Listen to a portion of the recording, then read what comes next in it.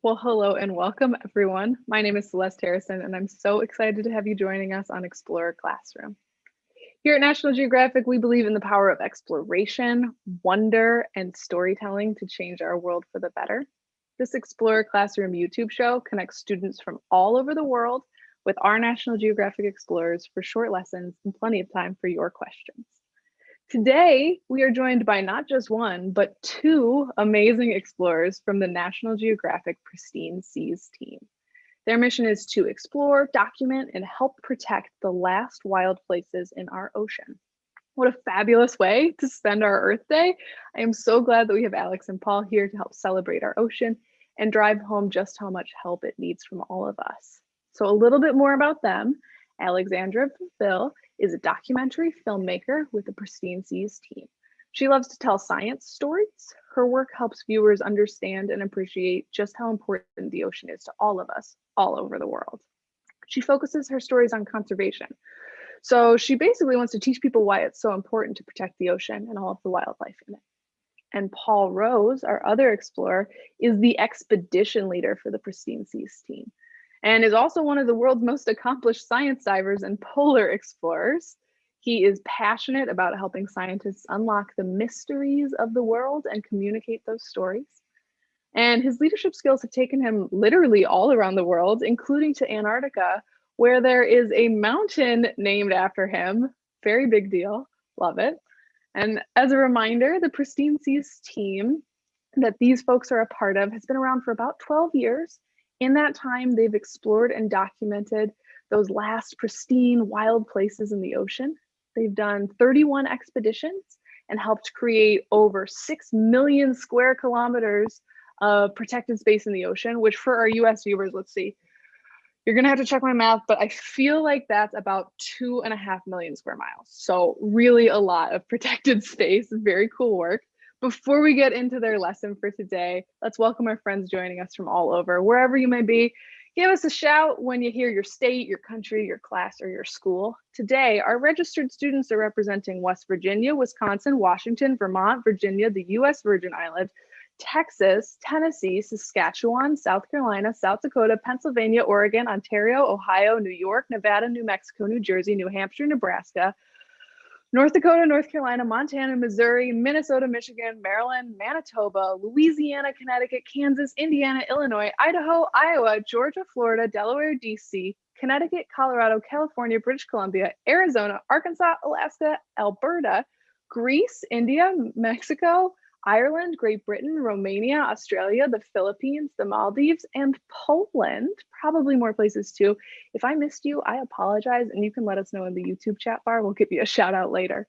But our shout outs for right now, we've got some special classes out there we want to say hi to.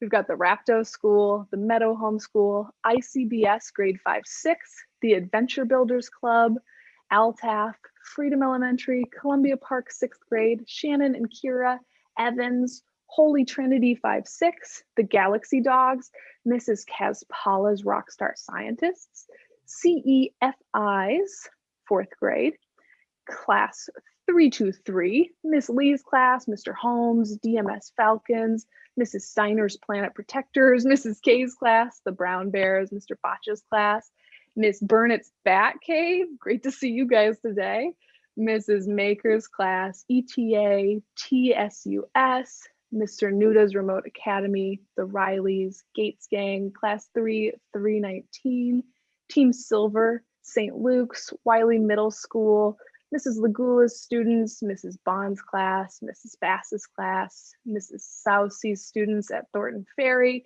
Mr. Brennan's science class, Mr. Hammond's 6th grader Gems Chicago Science, and Miss Sharma's class. I'm so thrilled to have all of you here.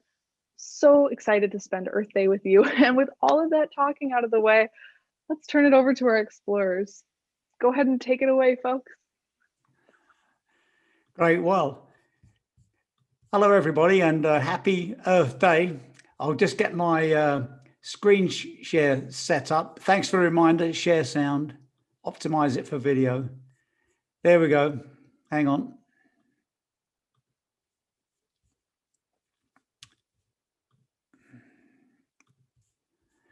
All right. Well, hey, I'm Paul Rose, And happy Earth Day, everybody. Hope you're all doing well on this amazing day. It's interesting. I've never seen such a high level of awareness on conservation issues. I think we're coming into a real sweet spot here on conservation issues globally, partly because there's just been so much good work gone on for a whole lifetime of so many people, but partly I think the effect of COVID. COVID-19 has brought to life the fact that we absolutely got here because of our out of balance relationship with nature. And we need to reset that balance so to make sure that we don't have another pandemic. So my name is Paul Rose, and I spend my life working with science teams to meet them, find out what their hypotheses, what their plans are. And sometimes those plans have been developed in laboratories, they've been developed in science institutions, or even over a cup of coffee, and turning those ambitious, hairy science plans into research stations at the end of long supply chains, like my old base at Rothera in Antarctica, or twin ship and helicopter operations, aircraft on remote runways or on the ice, of course, remote camps such as this, which is one of my camps on the Taylor Glacier in the dry valleys of Antarctica, where we were drilling to extract ancient methane. Or camps like this is one of my old camps right at the South Pole. And inevitably, as a diver, diving is the thing that sort of defines my life. My most favorite, as you might well imagine, was working on the diving projects, and I still do. All of that led to my work at National Geographic Pristine Seas. And you can see by this slide here, and as Celeste introduced, we've been busy. The project was started by a great friend of mine, Dr. Enric Sala, who was working at Scripps University at the time, and he said this thing. He said, every single science report I write is a bit like writing the obituary of the ocean. And he wanted to do something practical, something that was real action focused. So he came up with the idea of finding, exploring, and helping protect the last pristine wild places on Earth. So we've had 31 of them, 23 reserves created, and 6 million square kilometers protected. It's interesting because how do we start these things and how do we scale them up? Well, we start with a bunch of maps, as you can imagine, and we normally have two columns. One column is the science case. Why should we get this place protected? So there's a big, long science case. Next to it, there's the political opportunity. Is it right politically to get it connected? Is that country have an appetite for protecting it? And now, of course, we've got a third column, which is called post-COVID recovery. So it slowed us down a bit. We haven't been to sea for a year, but I'm delighted to tell you we'll be back in October and we can begin our next run of 40 expeditions. One of my most favorite jobs, once we've done all the planning, is to charter a ship. So we charter big ones like this, the James Clark Ross. It was a special moment for me because when she was brand new, I went to Antarctica on her maiden voyage. It was wonderful to be on her again, this time as a customer. And I think our favorite vessel is this one, the Argo. You can see she's quite small, but she's designed specifically for diving. So what that means is everywhere you go, it's completely set up. It's very easy. Here we are at Malpelo, which is an island off of Colombia. And where she is the home of that beautiful little yellow submarine down there. So when we get in, we need to have a science method that we can repeat all around the world, no matter what the conditions, no matter what the life is like. So we have a method covering the whole water column. In the relatively shallow water, we're diving, we use baited cameras and these open water cameras, these pelagic cameras that you'll see more of in a minute. Deeper diving, we're using very technical rebreather diving, mixed gas. Down to 400 meters, we've got that amazing submarine. And at the very bottom, all the way down to the bottom of the Mariana Trench, we've got these drop cameras. They go all the way down, film, and miraculously, they always come back up. So that's our basic method. And here's what it looks like to be on a Pristine Seas expedition.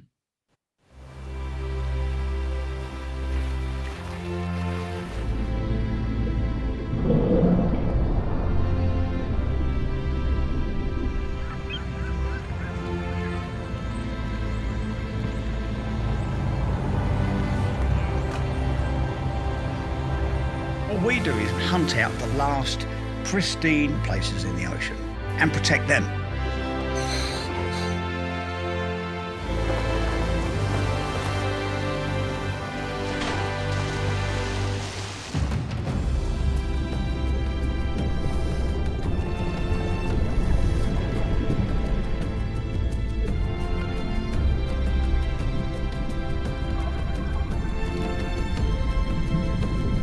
we're adding to this that hasn't been done before here or elsewhere is trying to understand the entire ecosystem and how all that is connected.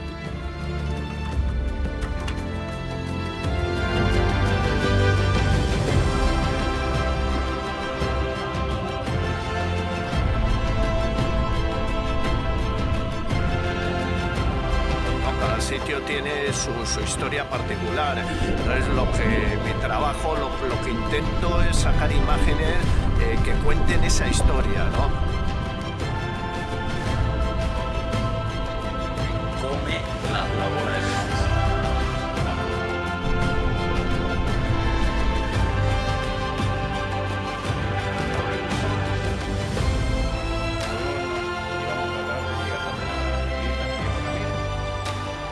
We came here to explore an area that has been proposed for protection, and now I'm more sure than ever that this place has to be protected.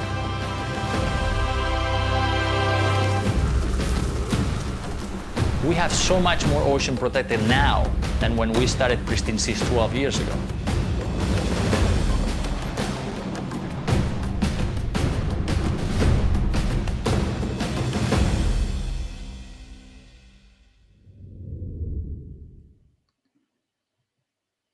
You know, there are various ways of measuring pristineness.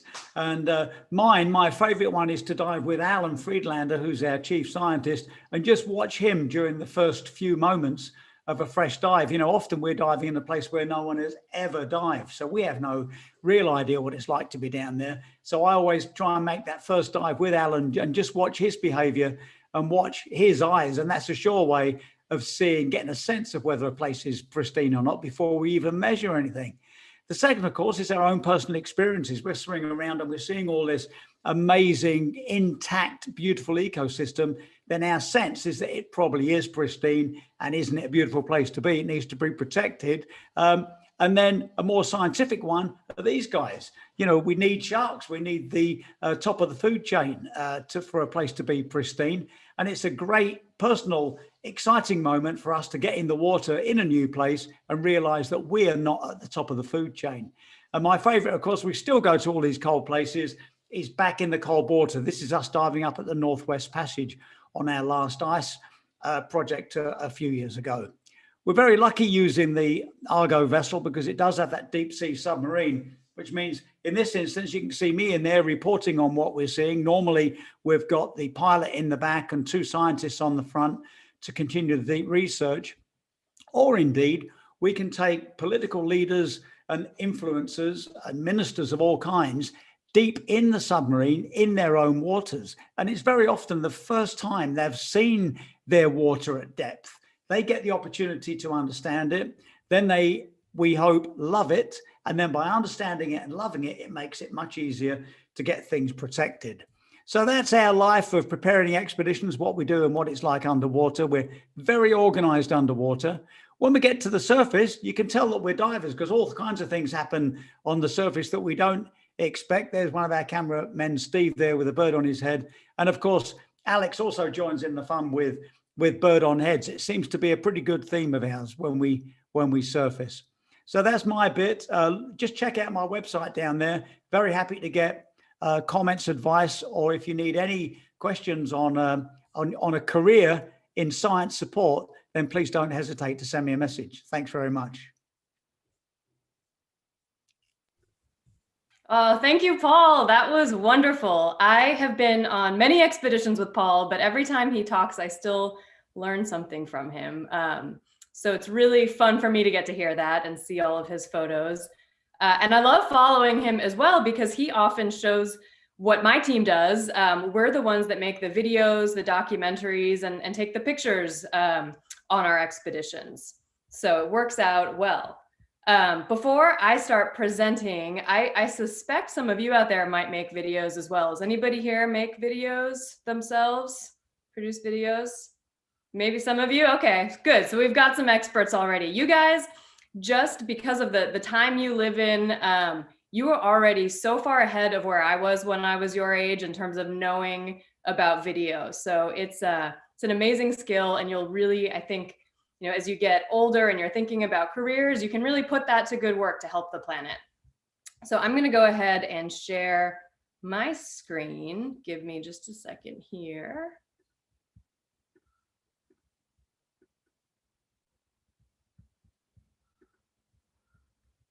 All right. So my name is Alex. I'm a video producer and editor with Pristine Seas. Paul might disagree, but I think that I have the best job on our expeditions because I get to make documentaries and videos about the work our scientists are doing, the places we go, the animals we see. We take those and we really try to teach people about the ocean, help them understand it and care about it and want to protect it. And it's super, super important because we all depend on the ocean, even if we live far away from it.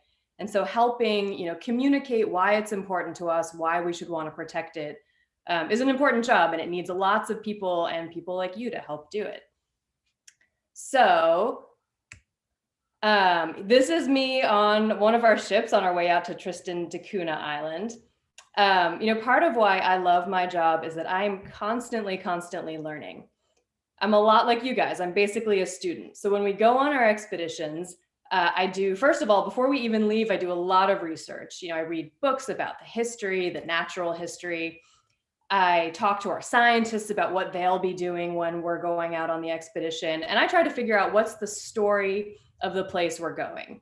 I talk to Paul about the plan for the expedition, and I try to come up with a plan for filming. And that all, it constantly changes when we're out in the field, but it's really good to at least go in with a plan. So you can see in the background, that's one of our topside cameramen.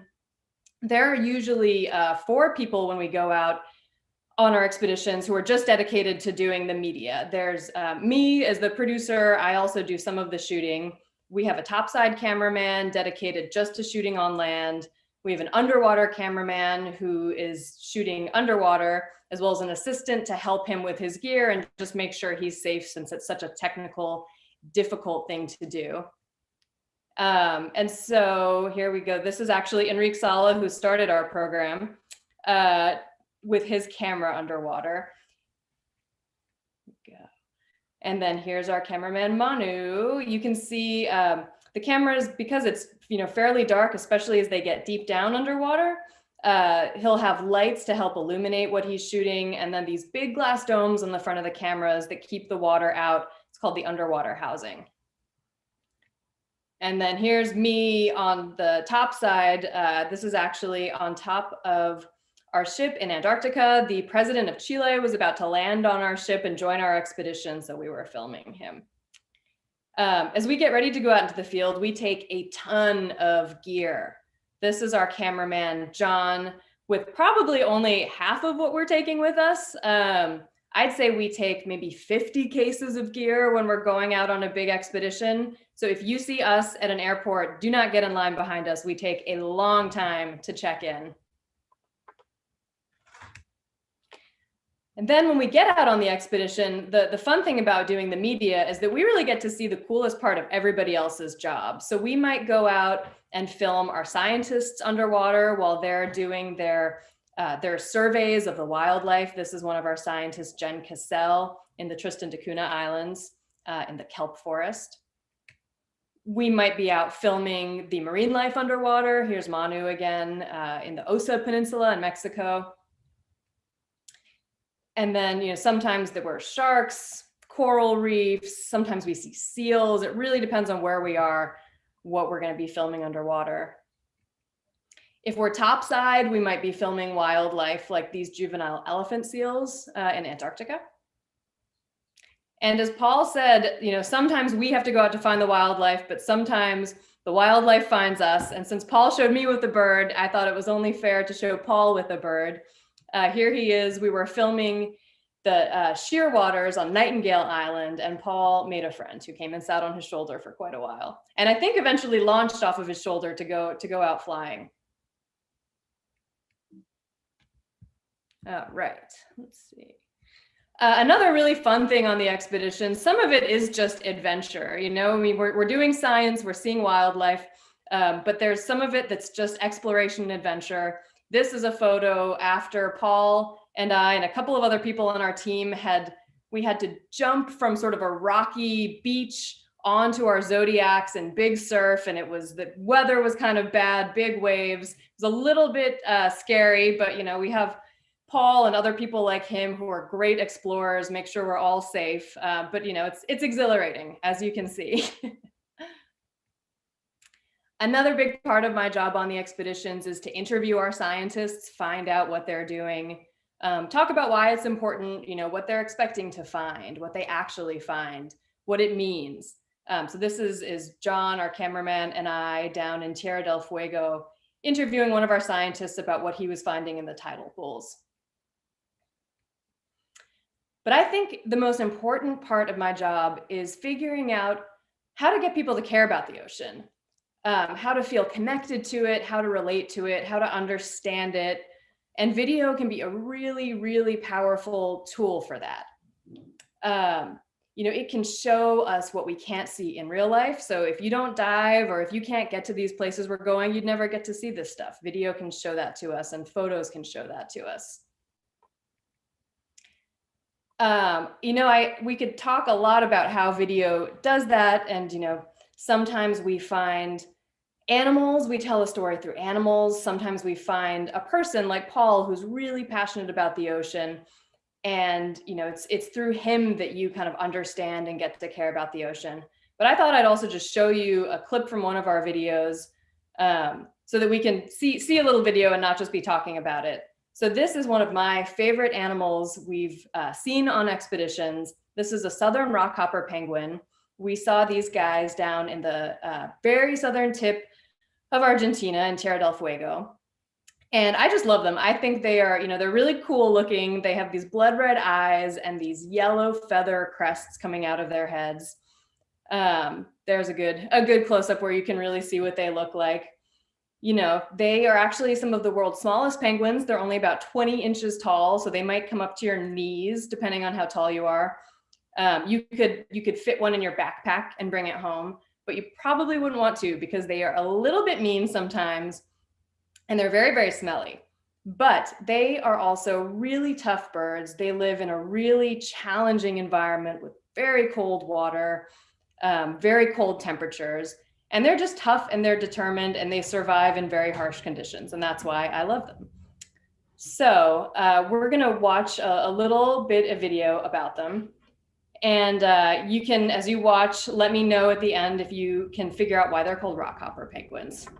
So here we go. Let's see. So the rockhoppers, they make their nests and their colonies on land, but they have to feed out in the ocean. They can travel for days at a time, traveling 500 miles to get food. And when they come back in, it's the hardest part. They have to swim through these big waves, jump over these crazy sharp rocks, and sometimes even avoid the sea lions that might be chasing them. So it's dangerous, it's a little bit scary. And when they do it, they try to swim as fast as they can. They all come in one big group because it's easier for them to get past the sea lions. They actually go so fast when they're swimming this way that they leap out of the water, which is called porpoising. There they go. All right, they're making it onto land. The buddies that have made it are watching.